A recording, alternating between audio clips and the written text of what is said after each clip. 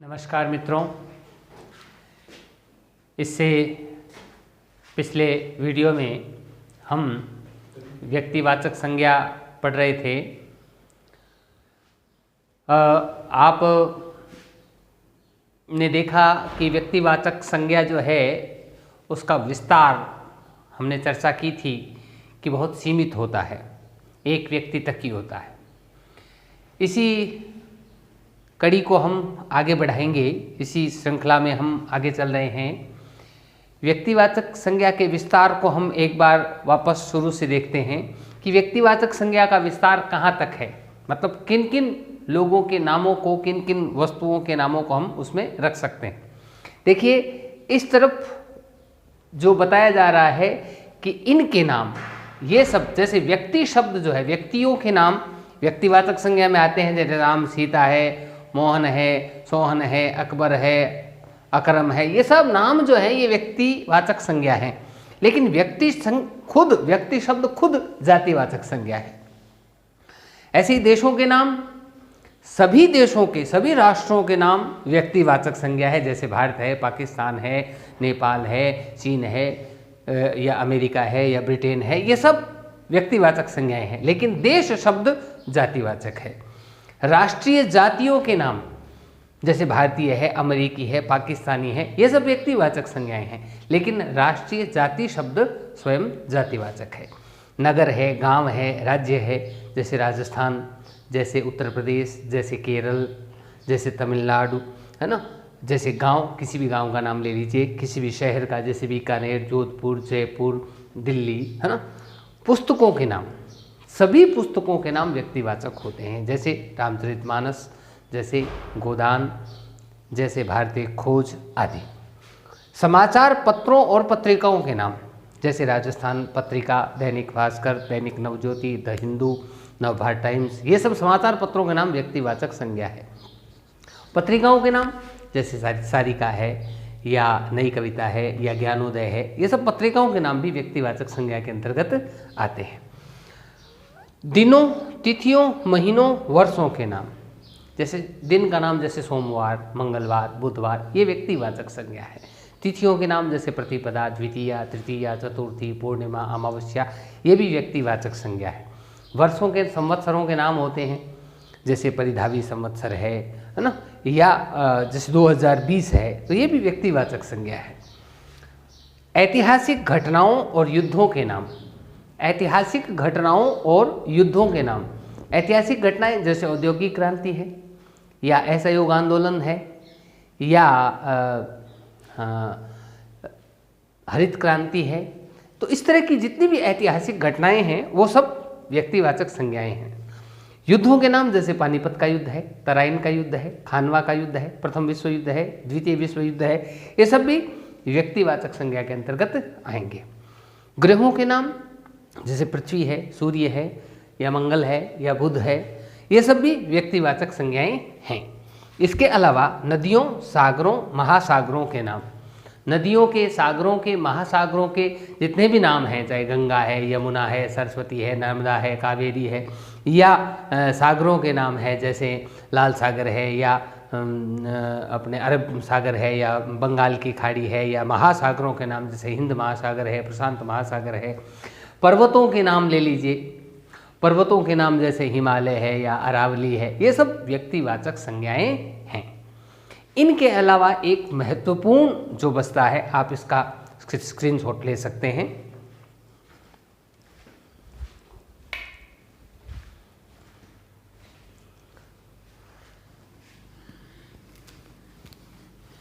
इनके अलावा एक और महत्वपूर्ण जो बचता है वो है दार्शनिक तथ्यों के नाम।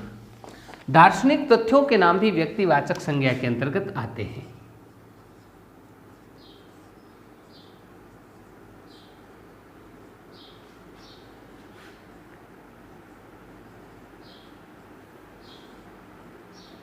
दार्शनिक तथ्यों के नाम, दार्शनिक तथ्यों के नाम जैसे ईश्वर,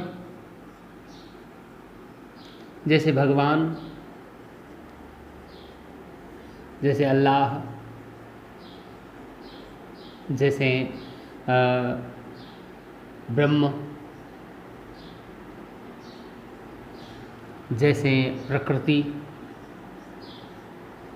आदि, ये सब भी व्यक्तिवाचक संज्ञाएं हैं। ईश्वर, भगवान, अल्लाह, ब्रह्म, प्रकृति आदि ये सब व्यक्तिवाचक संज्ञाएं मानी जाएगी। तो दार्शनिक तथ्यों के नाम भी व्यक्तिवाचक संज्ञा में आते हैं। या ब्रह्मांड हो सकता है, या विश्व हो सकता है, संसार हो सकता है, ये सब व्यक्तिवाचक संज्ञाएं हैं। अब बात करते हैं हम जातिवाचक संज्ञा की। व्यक्तिवाचक संज्ञा पढ़ी, व्यक्तिवाचक संज्ञा में एक खास बात और देखिएगा, व्यक्तिवाचक संज्ञा हमेशा एक वचन में ही प्रयुक्त होती है। व्यक्तिवाचक संज्ञा का प्रयोग हमेशा एक वचन में ही किया जाता है।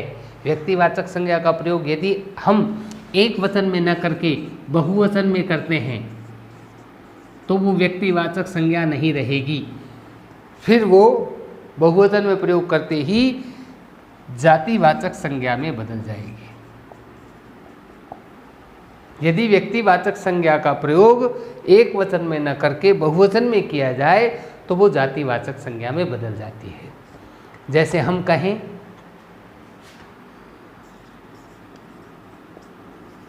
देश को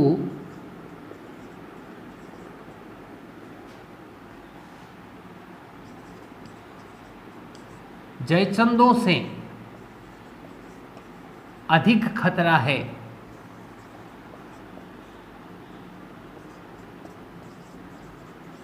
देश को जयचंदों से अधिक खतरा है, तो यहाँ पर देखिए देश शब्द तो जातिवाचक संज्ञा है ही, वैसे ही जयचंद शब्द व्यक्तिवाचक संज्ञा थी, लेकिन जयचंद शब्द का चूंकि प्रयोग हमने बहुवचन में किया है, जयचंद एक वचन नहीं है, जयचंदों बहुवचन है, जयचंदों से, तो यहाँ पर जो जयचंद शब्द है वो देशद्रोही का, गद्दार का वाचक होकर के आया है, इसलिए यहाँ जयचंद व्यक्तिवाचक संज्ञा न रह करके जातिवाचक संज्ञा में बदल जाएगा। इसका हम संज्ञा के अंत में एक बार फिर आपस में रूप परिवर्तन संज्ञाएं कैसे करती हैं इस पर चर्चा करेंगे, तो फिर इस पर हम चर्चा करेंगे। चलिए अब बात करते हैं हम जातिवाचक संज्ञा की। देखिए जातिवाचक संज्ञा क्या है।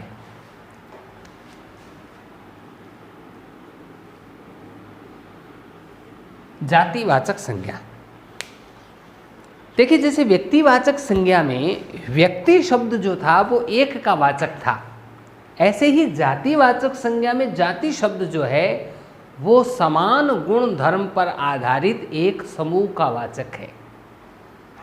समान गुण धर्म पर आधारित जातिवाचक संज्ञाएं एक से अधिक का बोध करवाती है, लेकिन एक से अधिक का बोध करवाने का अभिप्राय ये नहीं कि किसी का भी बोध करवा सकती है।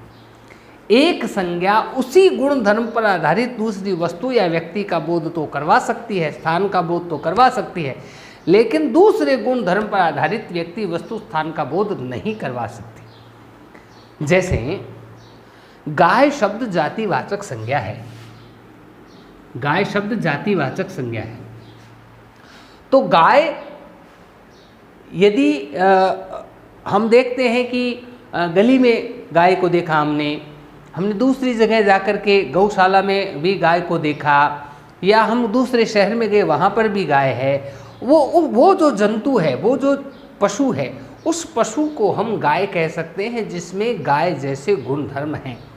लेकिन हम उसी ही तरह के चौपाई जानवर को जो गाय नहीं है, भैंस है, उसको हम क्या गाय कह सकते हैं? नहीं।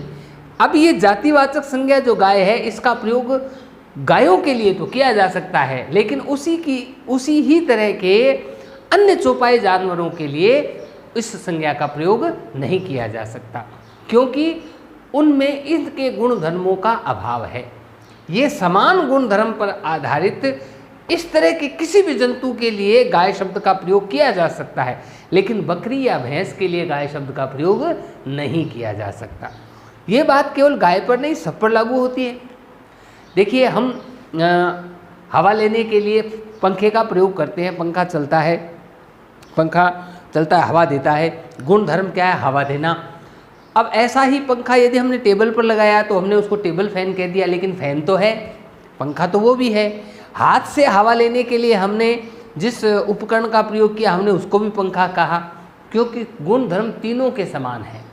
छत पर लगा है, चाहे टेबल पर रखा है, चाहे हाथ से हम चला रहे हैं तीनों ही पंखे, क्योंकि गुण धर्म समान है। इसलिए आकार भिन्न होते हुए भी तीनों का नाम पंखा है।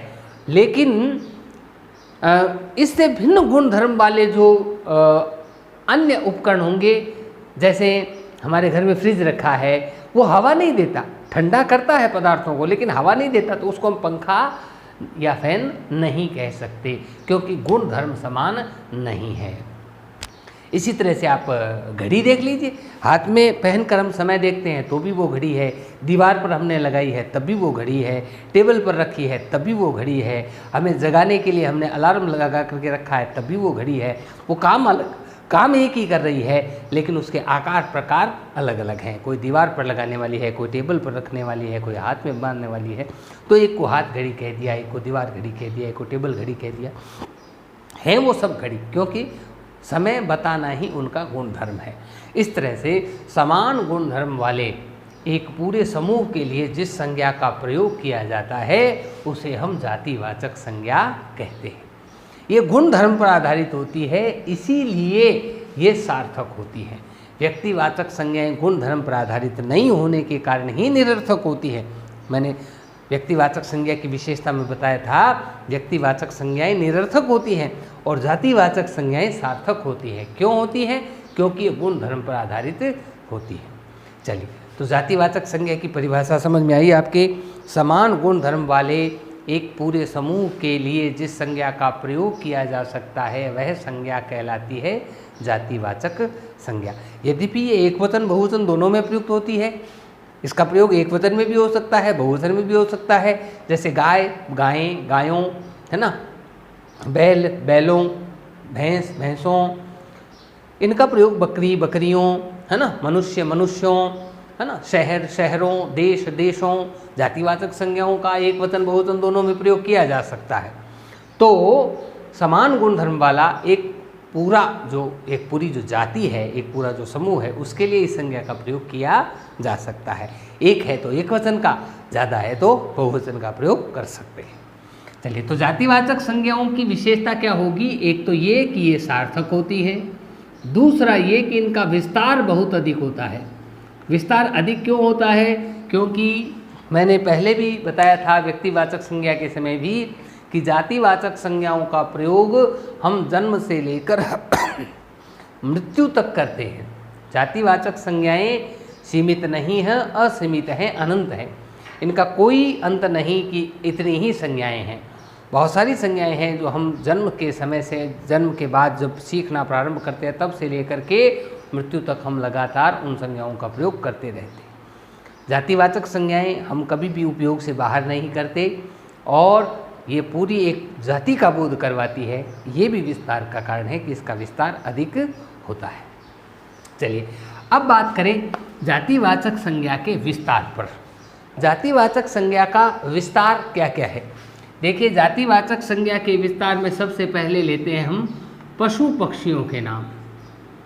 पशु पक्षियों के नाम।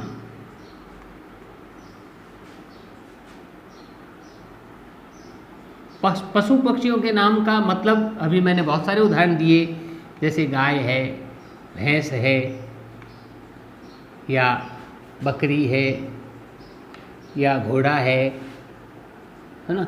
ऐसे ही पक्षी में ले लीजिए आप, तोता है या चिड़िया है। ये सब पशु पक्षियों के नाम हैं। नाम का अभिप्राय एक का नाम नहीं है, समस्त जाति का नाम है यहाँ पर। तो पशु पक्षियों के नाम गाय, भैंस, बकरी, घोड़ा, तोता आदि ये क्या है? ये जातिवाचक संज्ञाएं हैं। ऐसे ही हम कह सकते हैं कि वस्तुओं के नाम,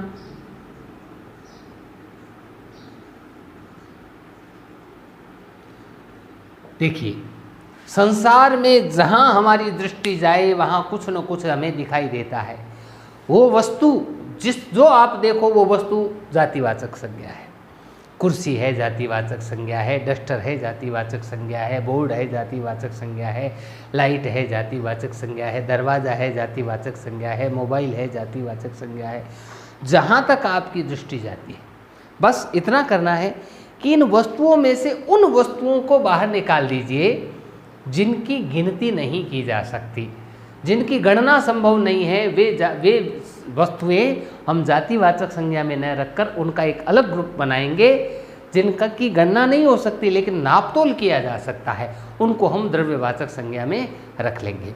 तो ऐसी वस्तुएं जिनकी गणना की जा सकती है, गणनीय वस्तुएं जो हैं, उन सभी वस्तुओं के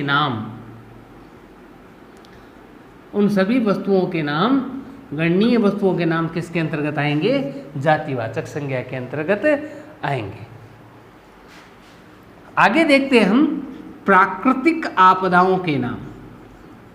प्राकृतिक आपदाओं के नाम, प्राकृतिक आपदाएं जैसे भूकंप है, जैसे तूफान है, जैसे आंधी है, जैसे वर्षा है, जैसे अन्य प्रकार की प्राकृतिक आपदाएं हैं। तो जो भी प्राकृतिक आपदाएं आती हैं वो सब उनके सब के नाम किसके अंतर्गत आएंगे? जातिवाचक संज्ञा के अंतर्गत आते हैं। इसके अलावा जैसे जातियों के नाम, जातियां हमारे यहाँ जो होती हैं, जैसे ब्राह्मण हैं, जैसे जाट है या राजपूत है या अन्य जितनी भी जातियों के नाम हैं वो सब भी जातिवाचक संज्ञा के अंतर्गत आते हैं। इसके अलावा सामाजिक संबंधों के नाम, सामाजिक संबंधों के नाम,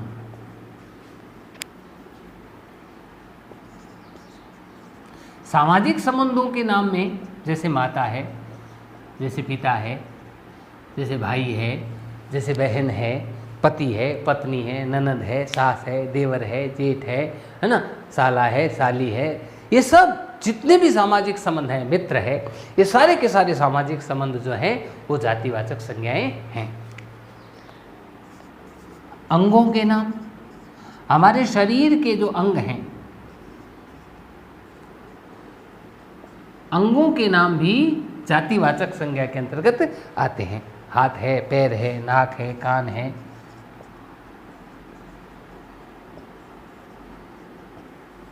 आदि। अच्छा, इसके अलावा कार्यों के नाम, कार्यों के नाम भी जातिवाचक संज्ञा के अंतर्गत आते हैं।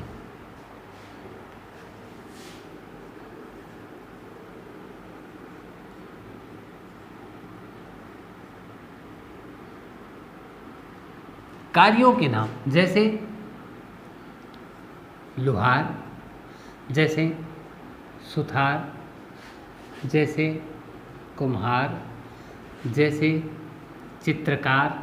अब आप कहेंगे कि ये तो जातियां हैं, तो ये कार्य से ही बनी हुई जातियां हैं। जैसे लोहे का काम करने वाला लुहार हो गया।